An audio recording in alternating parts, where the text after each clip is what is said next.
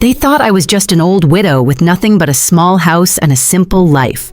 For months, I smiled politely as my own son's future in-laws pushed me aside, seating me at the back of events, whispering about my modest background and hinting I should adjust to their wealthy lifestyle. They didn't know the truth. They didn't know I held a secret worth $92 million and a piece of their own family's history that could shatter the perfect image they wore like masks. On my son's wedding day, as champagne glasses clinked and polite insults floated through the air, I decided it was time.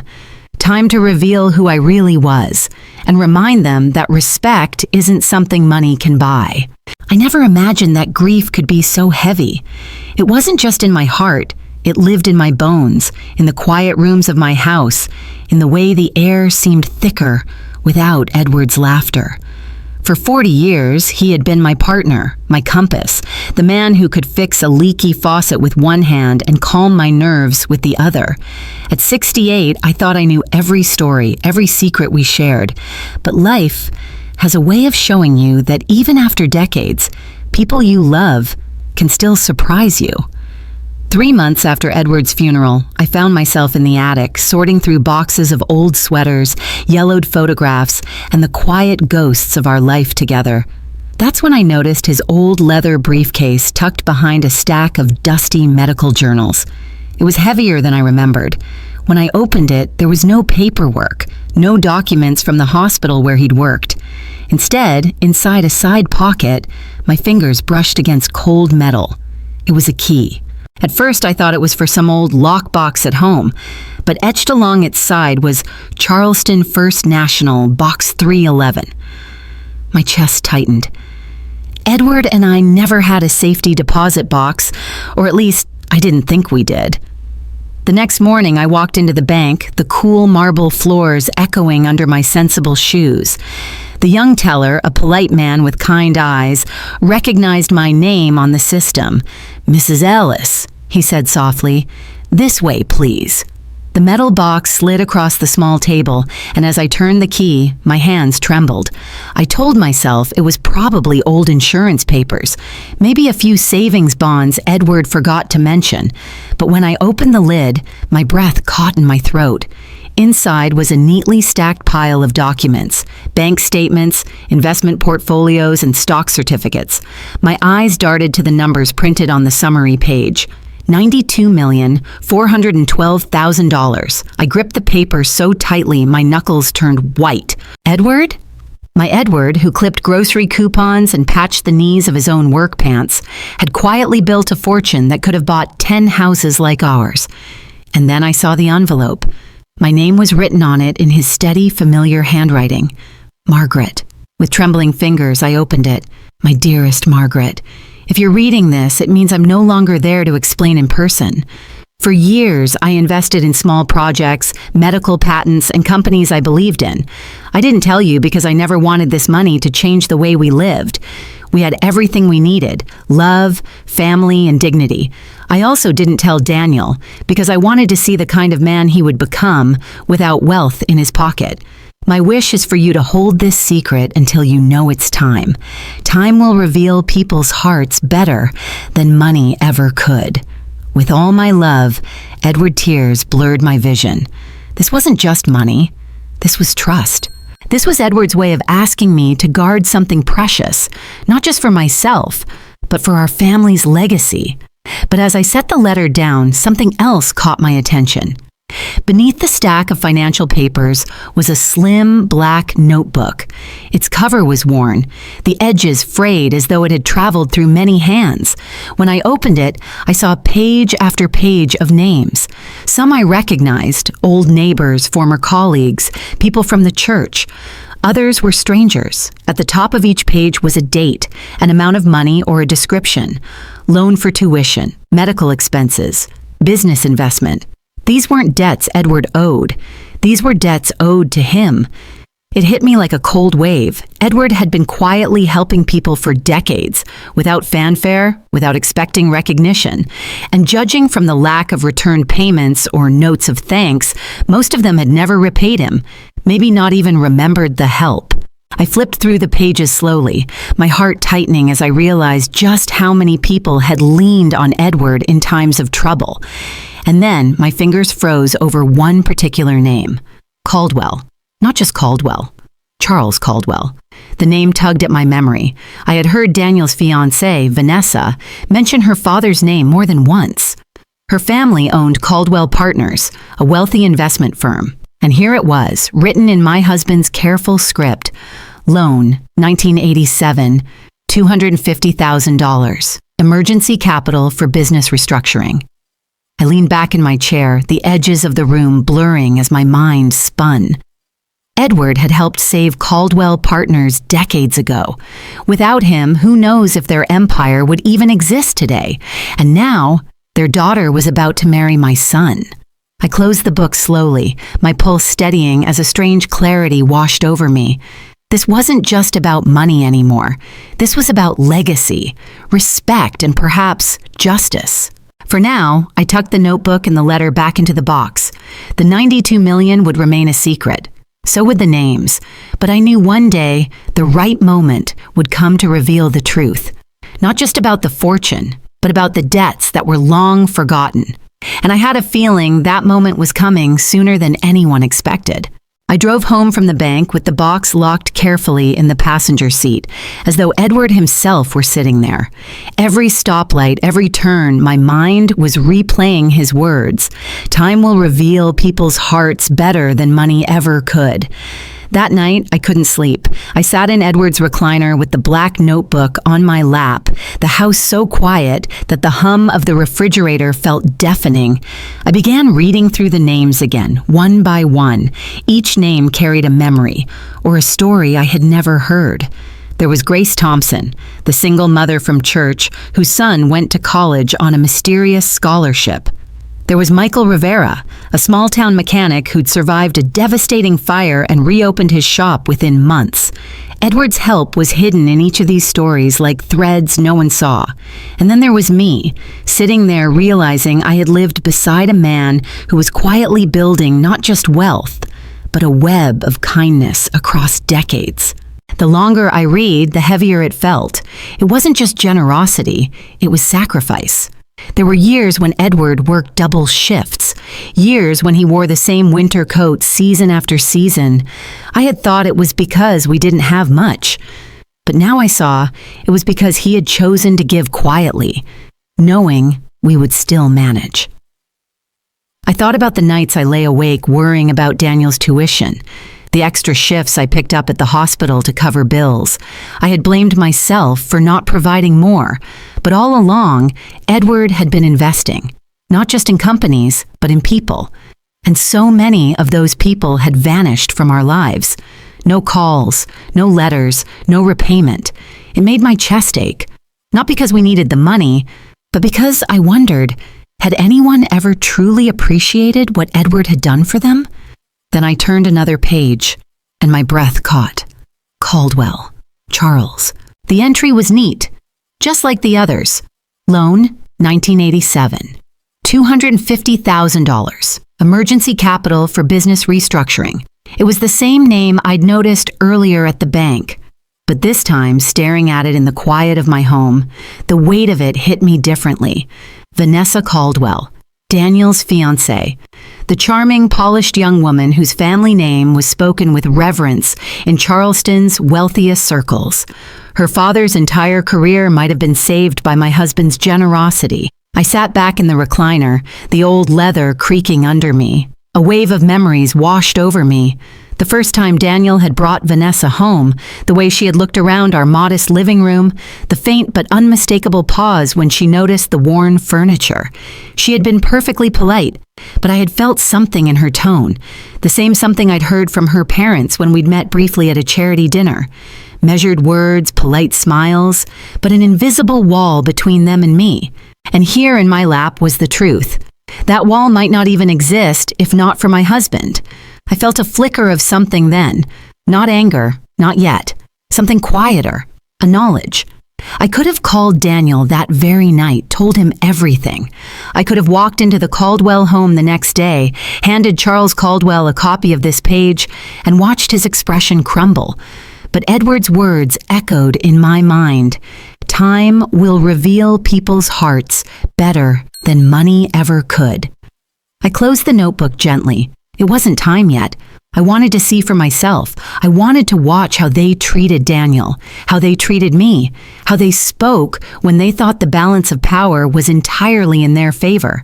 Because if there's one thing I've learned in 68 years, it's that people reveal who they are when they believe you have nothing to offer them. So I made a decision. The fortune would remain my secret. The debt, the unspoken thread connecting my late husband's generosity to the Caldwell empire, would remain unmentioned, at least for now. The next morning, I returned the black notebook and Edward's letter to the safety deposit box. I locked it away, feeling the weight of the key in my hand like a promise. I drove home slowly, the streets of Charleston bathed in the soft gold of late spring. Neighbors waved, unaware of the storm quietly forming in my life. In the days that followed, I went about my routines, tending to my garden, attending church, answering Daniel's weekly calls. I didn't breathe a word about the money or the notebook.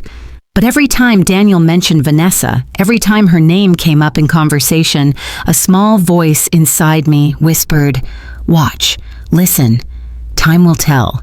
And deep down, I already knew. The moment would come when silence would no longer be enough. Daniel had always been my pride. From the moment he held my finger as a newborn to the day he walked across the stage in his white coat, I'd carried him in my heart like my greatest accomplishment. So when he called one sunny Saturday morning, his voice alive with excitement, I could almost feel his smile through the phone. "Mom, I want you to meet someone," he said, when he said. "Her name's Vanessa. She's incredible." The way he said her name, it wasn't just love. There was admiration, maybe even awe. I agreed to meet her without hesitation. After all, I wanted my son to be happy. Vanessa was everything Daniel had described. Tall, poised, with that kind of beauty that comes from confidence as much as from good looks. She had an MBA from Georgetown, spoke about international markets like they were family friends, and seemed to know every detail of Charleston's high society. She smiled warmly as she shook my hand, her honey blonde hair catching the light. "Mrs. Ellis, it's so wonderful to finally meet you. Daniel's told me so much about you." Her words were flawless, but her eyes were measuring. That evening, Daniel announced that Vanessa's parents had invited us all for dinner at their home. "It'll be good," he said. "They really want to get to know you." The Caldwell estate was exactly what I expected, and somehow more. The driveway curved like something out of a magazine, leading up to a colonial mansion bathed in soft, expensive light. Every detail was perfect, from the manicured hedges to the faint scent of jasmine that lingered in the air. Charles and Patricia Caldwell greeted me at the door with polite smiles. Charles was tall, his handshake firm but calculated. Patricia's pearls glimmered in the chandelier light as she looked me over, her expression pleasant but unreadable. "Margaret, we're delighted you could join us," Patricia said, her tone smooth as silk. The dining room looked like it belonged in a museum. A long mahogany table, crystal glasses, silverware that probably cost more than my car. Every surface reflected wealth. But there was a kind of stiffness to it all, as if joy might scuff the polish. Dinner began with small talk. Patricia asked about my garden, my church. Charles inquired about my years as a nurse, nodding politely but steering the conversation back to mutual acquaintances in business and politics. They were polite, too polite. There was a formality in every word, a distance, and beneath it, something sharper. Vanessa smiled brightly, filling in silences with anecdotes about her work, her travels, her parents' influence in the investment world. Daniel beamed at her, pride evident in every glance. But I noticed the small moments, the way Patricia's eyes flicked to my simple dress, the pause before Charles responded when I mentioned my neighborhood, the subtle way Vanessa guided the conversation away from my life and back to theirs. It wasn't cruelty. It wasn't even rudeness. It was evaluation. Halfway through dinner, It clicked. They weren't just trying to get to know me. They were testing Daniel. Every carefully worded question, every sidelong glance, it was all part of a quiet assessment. Could he navigate their world? Could he distance himself from mine without guilt? It was a strange thing watching it unfold, like seeing a doctor run tests on a patient without telling them. Daniel laughed easily, answered their questions, and I could see how much he wanted to fit in. But the Caldwells weren't just deciding if they liked me. They were deciding if Daniel could rise above where he came from. I sipped my wine slowly, keeping my expression calm. Let them think what they wanted. I'd been in hospital rooms with patients who judged me for my plain scrubs, my calloused hands. I knew how to let people underestimate me. As the evening wound down, Patricia thanked me for coming. "It's important," she said with that flawless smile, "for families to understand each other." I smiled back, my own polite mask firmly in place. I couldn't agree more. But inside, I was already certain of one thing. This dinner hadn't been about connection. It had been a quiet, polite test. And the real exam hadn't been for me. It had been for my son. Vanessa had a way of making everything sound graceful. Her voice was smooth, each word polished like the fine silver on the Caldwell dining table. She laughed at Daniel's stories, touched his arm when she wanted his attention, and spoke to me with the kind of warmth you'd expect from someone truly welcoming a future mother-in-law. But warmth can be deceiving. Over dessert, Patricia asked Daniel about his medical career, clearly impressed by his accomplishments. Vanessa chimed in, smiling. "Daniel has such a wonderful work ethic. I think it comes from his upbringing. Growing up without certain advantages really made him grounded. It's refreshing." Her words were sweet, but the pause, just before certain advantages, was sharp enough to cut glass. I smiled politely, pretending I didn't notice. Daniel didn't seem to catch it, or maybe he didn't want to. He simply squeezed Vanessa's hand and talked about the long nights of residency, the patients who kept him going. I sipped my coffee, feeling the familiar ache of restraint. How easy it would be to say something, to tell them that Daniel's grounded nature wasn't the product of deprivation, but of deliberate choices Edward and I had made to raise him with values. That stability wasn't luck, it was work. But I kept my silence. As coffee cups were refilled and a plate of petite fours was passed around, Charles leaned back in his chair, clearly enjoying the evening's success. "It's remarkable," he said, glancing at Daniel, "how the right guidance can shape a young man. I had my own on challenges starting out, you know. Caldwell Partners wasn't always what it is today." Patricia's hand brushed his sleeve. "You don't need to tell that old story, dear," she said, but there was a spark in her eyes. Charles smiled faintly, clearly enjoying the hint of drama. "Let's just say there was a time back in the late 80s when things looked grim for our firm. We had, well, let's call it a stroke of good fortune. An investor appeared when we needed one most. A mysterious benefactor who believed in our work." My heart gave a single hard thump. I knew this story. I'd read it in Edward's handwriting, tucked into that black notebook. Loan, 1987, $250,000, emergency capital for business restructuring. Charles went on, his voice rich with nostalgia. "I never met the man personally. Our dealings were through intermediaries, but without him, I don't think Caldwell Partners would be here today." Patricia laughed softly. "It's one of those charming mysteries, isn't it? How certain people come into our lives at just the right moment." My coffee cup felt heavy in my hand. There was so much I could have said. I could have leaned forward and told them that the mysterious benefactor had been my husband, that Edward had risked his own investments to save their firm when no one else would touch them, that their country club dinners, their polished silver, this very house, they all had threads leading back to the quiet generosity of a man they had never truly known. But I didn't. Instead, I smiled faintly, as though the story were nothing more than an interesting piece of family history. "That's quite the coincidence," I said lightly. Vanessa nodded enthusiastically. "It's almost like fate," she said, glancing at Daniel. "Some families just have a way of attracting success." I let her words hang in the air, the sweetness of her tone hiding the subtle exclusion in her meaning. Dinner ended shortly after, with handshakes and polite goodbyes. Daniel was radiant, clearly pleased with how well the evening had gone. As we walked to our cars, he leaned toward me. "See? They're wonderful, aren't they?" I smiled at him, my only son, the boy I had raised to see the best in people. "Yes, Daniel, they're very memorable." But inside, my heart was heavy. Hearing Charles speak about the mysterious benefactor wasn't just a reminder of Edward's generosity. It was a reminder of how invisible it had been. The Caldwells had built their empire without ever truly acknowledging the foundation it stood on. I drove home that night with the streetlights blurring past, and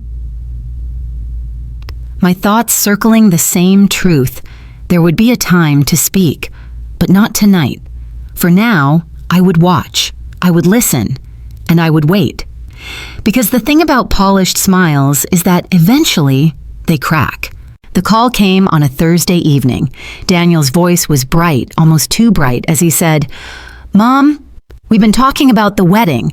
Vanessa's parents have some wonderful ideas. They want to make it special for everyone." I could already hear it in his tone. This wasn't just about making it special. This was about control. A few days later, I found myself sitting in the Caldwell dining room again, this time with fabric swatches, glossy venue brochures, and a catering proposal that could have funded a small hospital wing. Patricia laid everything out on the table with the precision of someone presenting a quarterly business report. "We're happy to cover all the costs," she said with her flawless smile. "The venue, the catering, the decor, it will all be taken care of. Of course, since we're handling the expenses, we'd like to oversee the planning. It will make things so much smoother." I nodded slowly, my hands folded in my lap. "And where would you like the ceremony?" Patricia exchanged a quick look with Vanessa. "We've booked the Willow Creek Country Club. It's elegant, exclusive, and most importantly, appropriate for our guest list." Appropriate. The word slid across the table like a sharp blade. Daniel shifted in his seat. "Mom, it's a beautiful place," he said quickly, his eyes searching mine. "You'll love it." "I'm sure it is," I replied evenly. Then came the seating arrangements. Patricia opened a neatly organized binder, each page filled with color-coded charts. "We'll, of course, arrange for your table, Margaret. We're thinking table 12 near the back. It's a bit quieter there. You'll be with some of our more casual guests. We just want everyone to be comfortable." My chair felt colder beneath me. Table 12. At my only son's wedding. Daniel frowned. "Mom should be closer to us. She's my mother." Patricia's smile didn't waver. "Of course, dear, but the front tables are reserved for business partners, dignitaries, and close friends of the family. We wouldn't want her to feel out of place." Vanessa reached over, touching Daniel's arm. "It's just logistics," she said lightly. "You know how these things are." I watched my son carefully, his jaw tightened. He opened his mouth as if to speak, but then he hesitated. "Daniel," I said softly, "it's your wedding. You should decide what's important to you." He looked at me, then at Vanessa, then at her parents. I could see the conflict in his eyes, and then slowly he nodded. "If it's easier this way, we'll keep things as they are." The silence that followed felt heavy. Patricia smiled, the tension smoothing instantly from her face. "Wonderful. Now let's move on to the menu." For the next hour, they discussed entrees, floral arrangements, and a live string quartet. My name was barely mentioned. My thoughts were never asked for. I was there in body, but not in voice. It was a strange thing, being invisible in a room full of people. Afterward, as we all walked toward the door, Vanessa turned to me with that same polished smile. "I hope you're excited, Mrs. Ellis. It's going to be the wedding of the year." I smiled back. "I'm sure it will be." But inside, I felt the quiet ache of recognition. I had spent decades making sacrifices for Daniel, late nights, double shifts, every small thing to make his life better. And now, Here I was, watching him step into a world where I no longer seemed to fit. It wasn't anger that settled in my chest as I drove home. It was something quieter, heavier. I remembered the nights at our old kitchen table, helping Daniel with his science projects. The way Edward used to take him fishing at the lake every summer. The countless times we'd reminded him to stay grounded, to remember where he came from. And now, he was letting himself be led by people who saw my presence as an inconvenience. I thought of Edward's letter again. Time will reveal people's hearts. I pulled into my driveway, the house quiet and still. The garden needed weeding, the kitchen needed sweeping. Life went on. I made myself a cup of tea and sat at the table alone, letting the steam curl in the air. Maybe Daniel was just trying to keep the peace. Maybe he thought he was protecting me from feeling out of place. Or maybe he was starting to believe that I was out of place. That was the thought that stayed with me long into the night.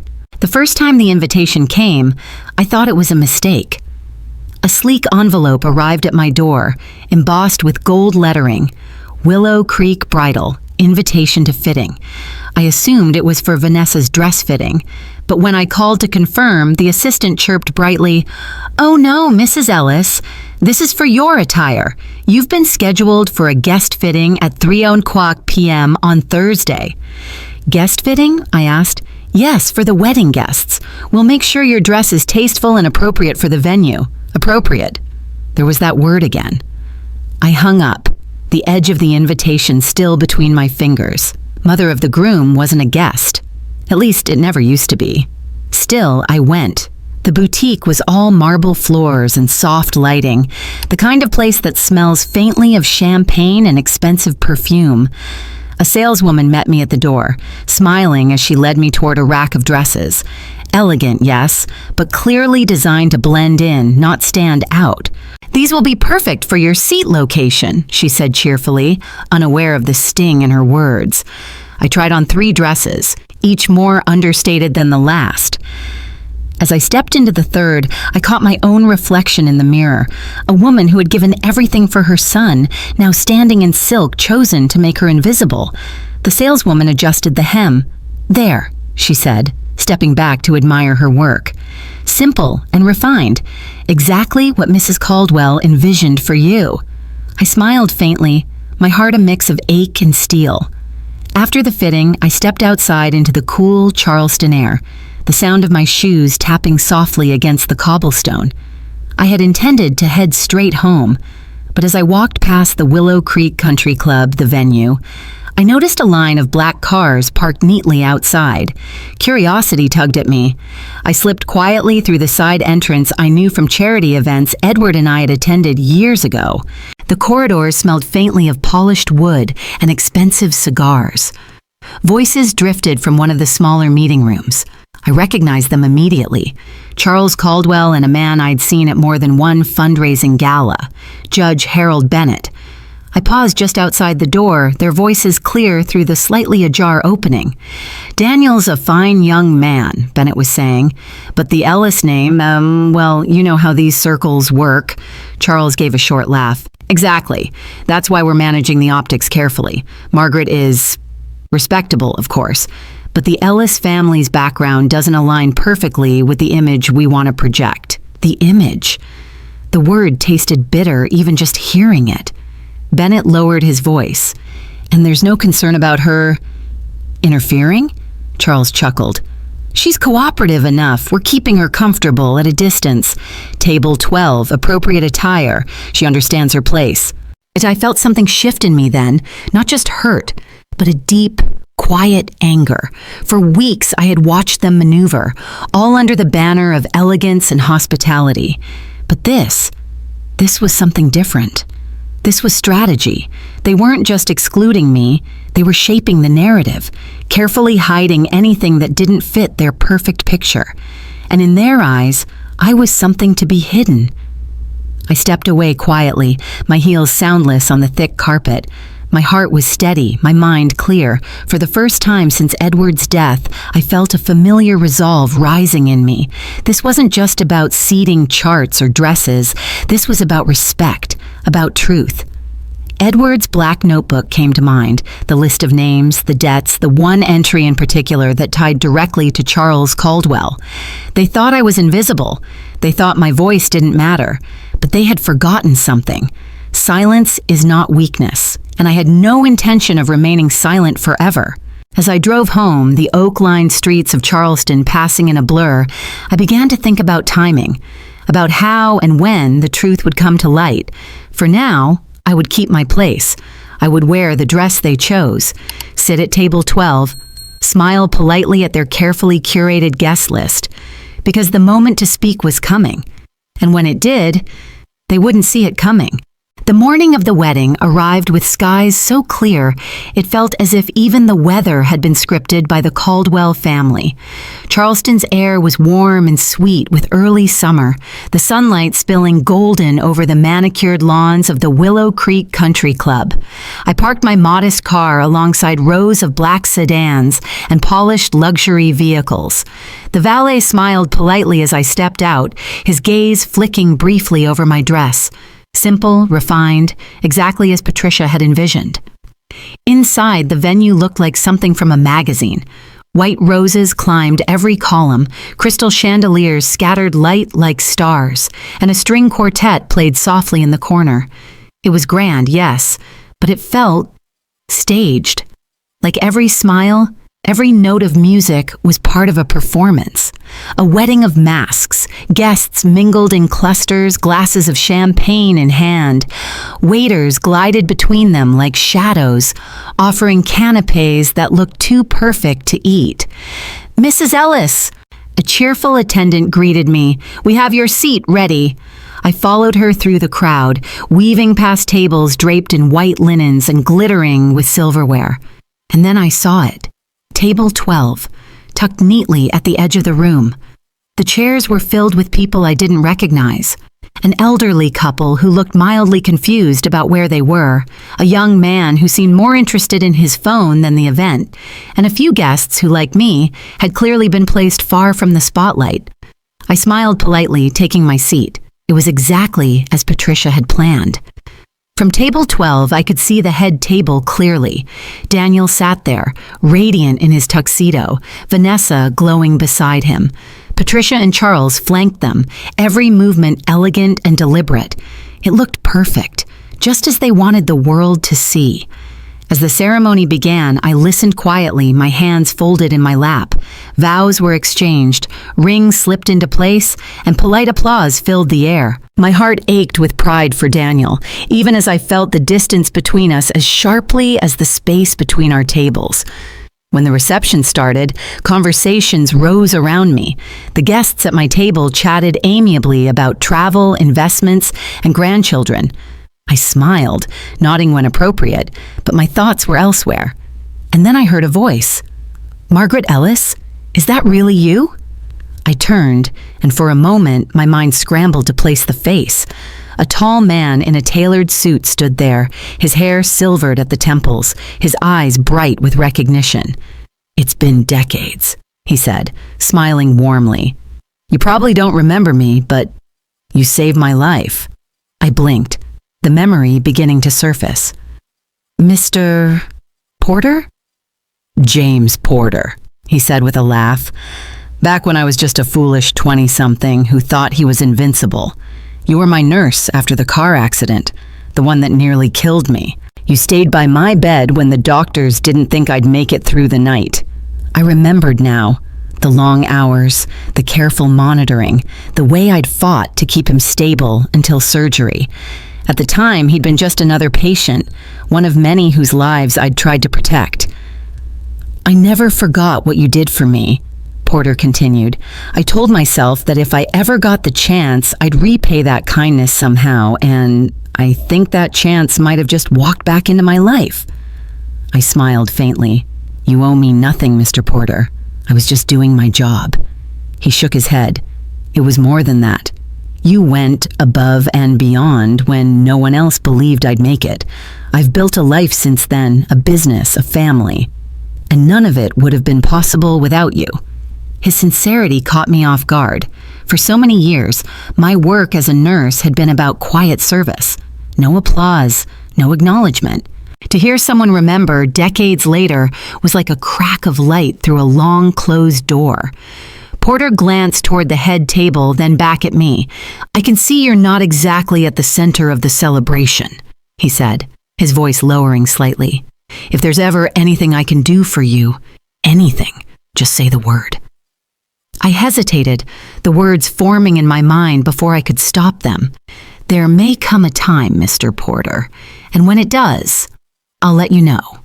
He smiled knowingly, as if he understood more than I'd said.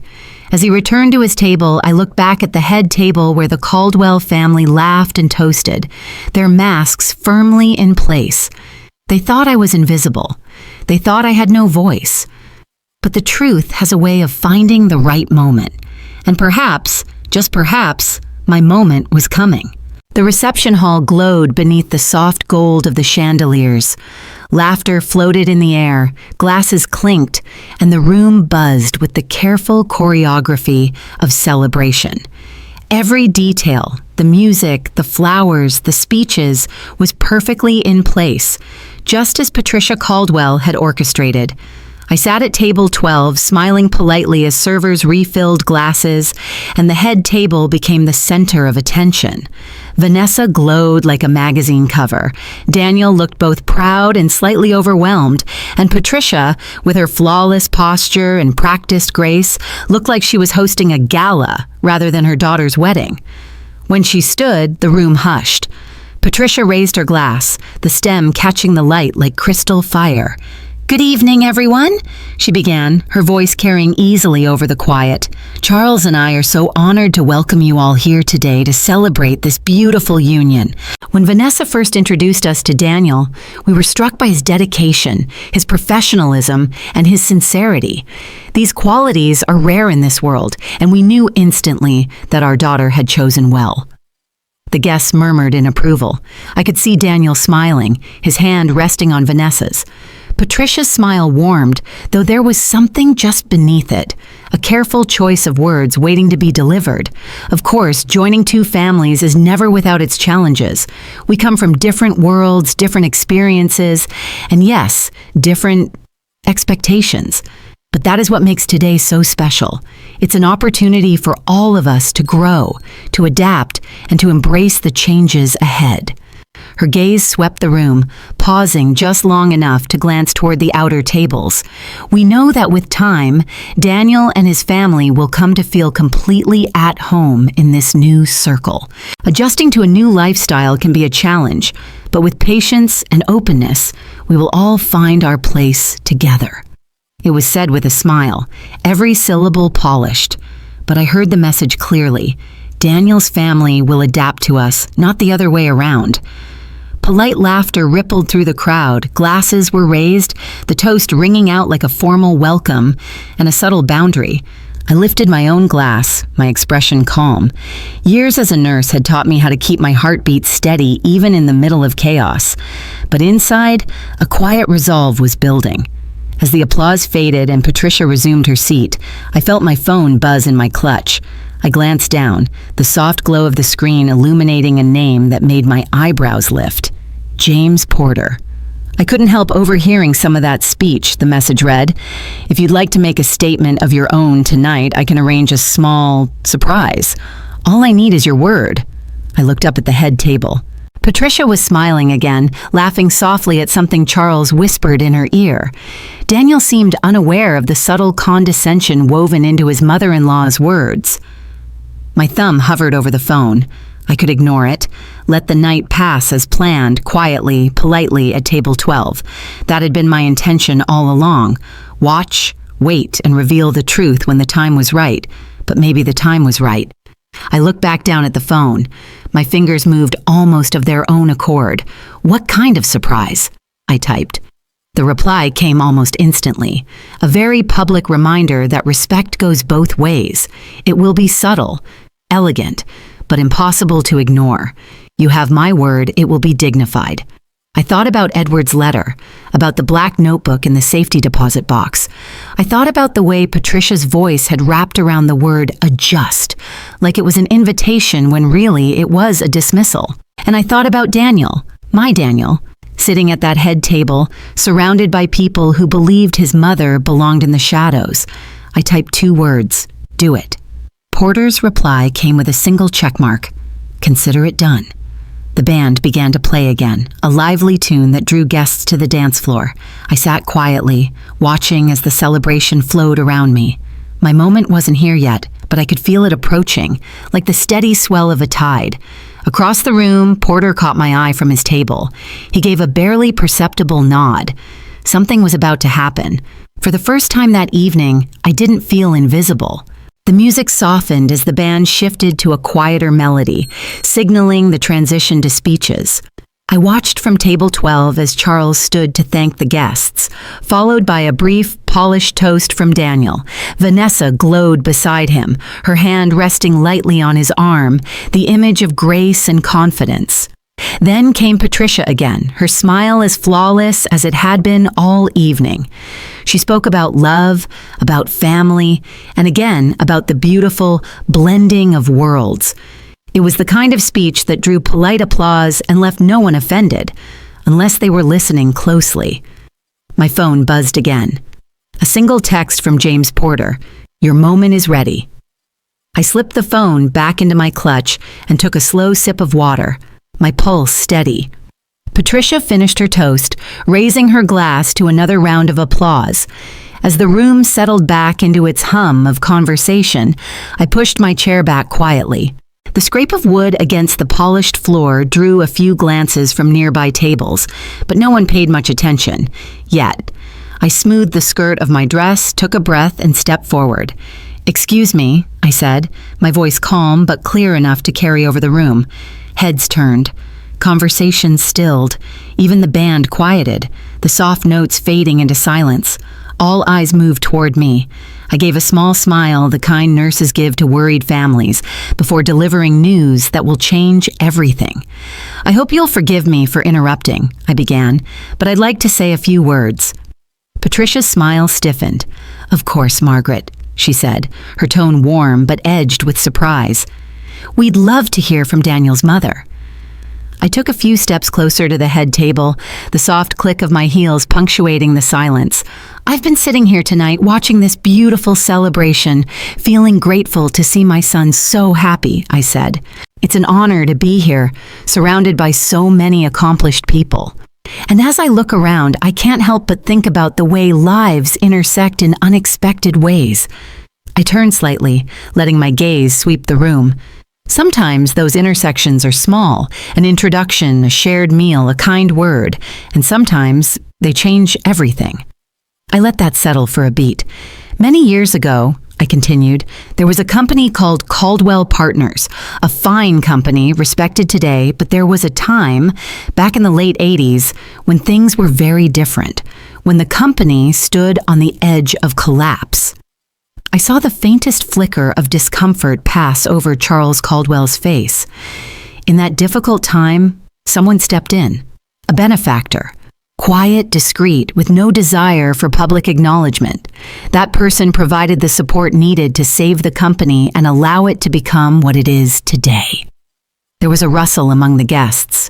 This was not the kind of story they were used to hearing at a wedding toast. I smiled faintly. "I have the privilege of knowing that benefactor very well. In fact, I represent the foundation he left behind, the same foundation that continues to support those in need, quietly, without fanfare." The air in the room shifted. Whispers began to ripple from table to table.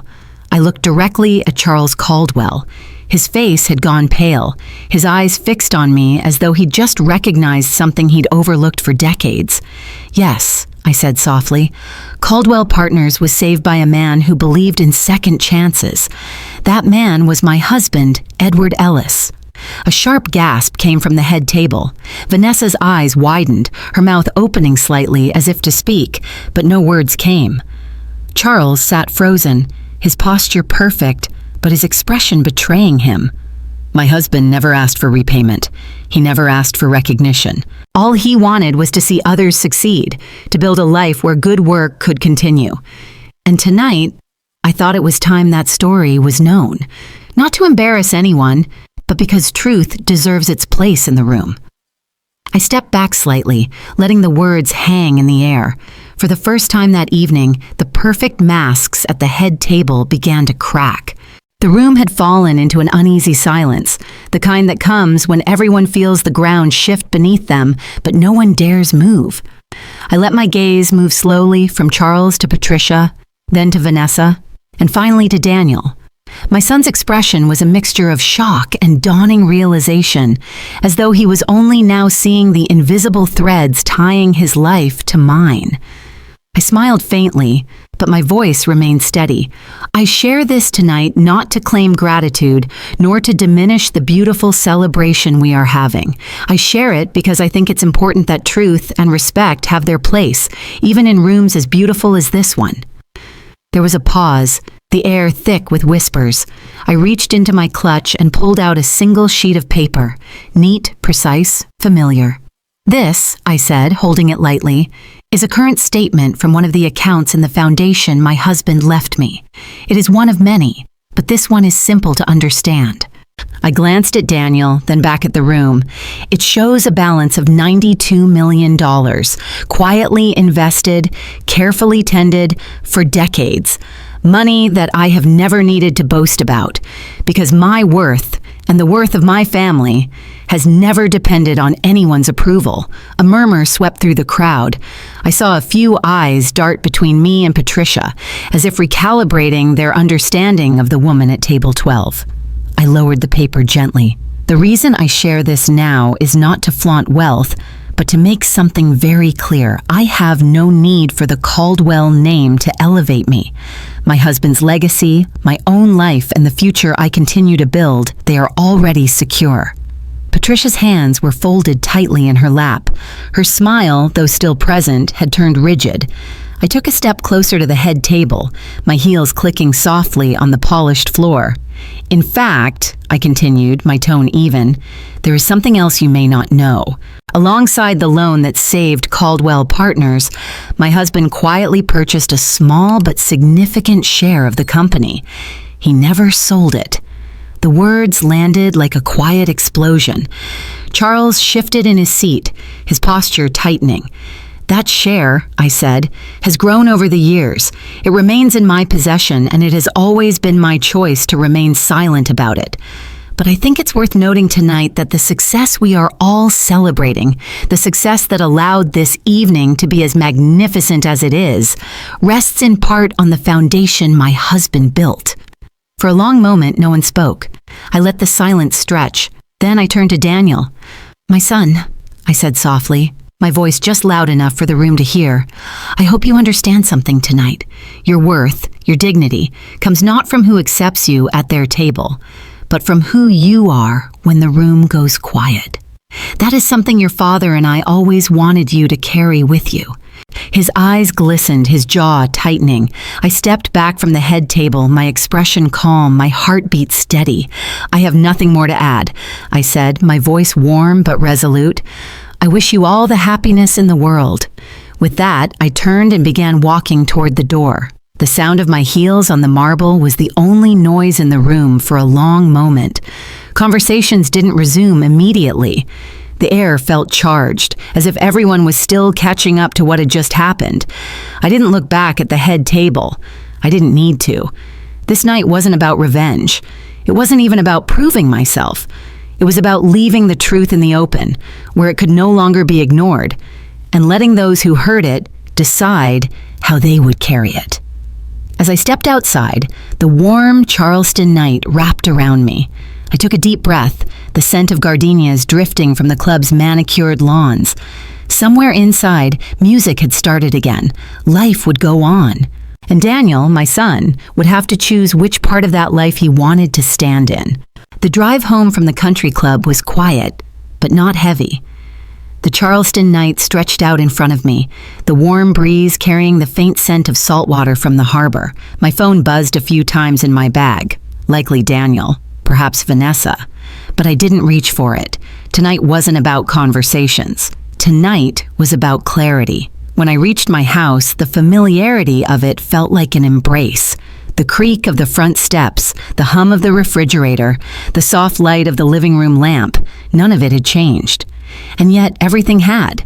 I set my clutch on the table and walked straight to the small study where Edward's desk still stood. In the bottom drawer, beneath neatly stacked folders, was the thick file I'd begun to assemble months ago. It contained plans, budgets, and letters, Edward's and mine, outlining the vision for the Margaret and Edward Ellis Foundation. We had always talked about doing something lasting, something that would honor the values we'd lived by. Edward had spent his life helping people quietly. I wanted that help to continue, even after both of us were gone. I spread the papers out across the desk, the foundation's mission staring back at me. To provide scholarships and support to students from working-class families who want to become doctors, teachers, and engineers. The people who hold communities together. It wasn't just money, it was opportunity. The phone rang, and I glanced at the screen. James Porter. "Margaret?" His voice was warm, tinged with satisfaction. "You certainly made an impression tonight." I smiled faintly. That wasn't the intention. But sometimes the truth can't wait any longer. "I know," he said, "and I think it's the perfect time for what we talked about earlier." I hesitated. "What we talked about?" Porter chuckled. "Expanding your foundation. I wasn't exaggerating when I said I owed you my life.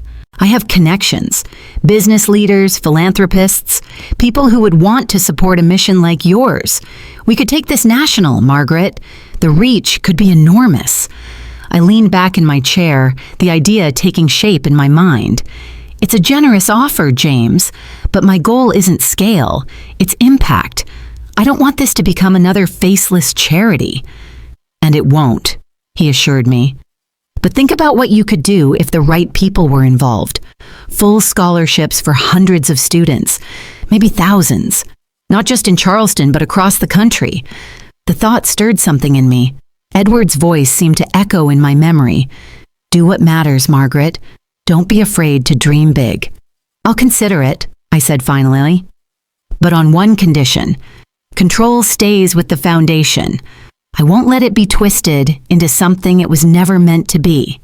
"You have my word," Porter said firmly. "This will be your legacy, yours and Edward's." After we hung up, I sat quietly for a long moment looking at the papers spread before me.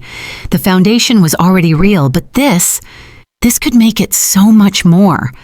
I began writing emails, reaching out to the board members I'd quietly assembled, former colleagues from the hospital, community leaders, a few trusted friends. I told them about Porter's offer and asked for their input.